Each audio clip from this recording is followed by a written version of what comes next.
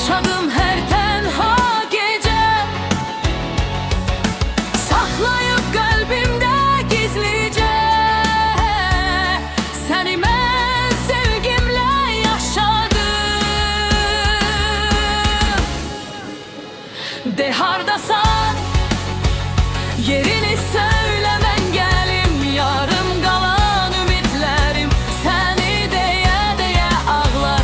De hardasan, sevgime çatmıyor elim, sensiz yaşanan illerim ümit yollarımı bağlar. De hardasan, hardasan, hardasan, hardasan.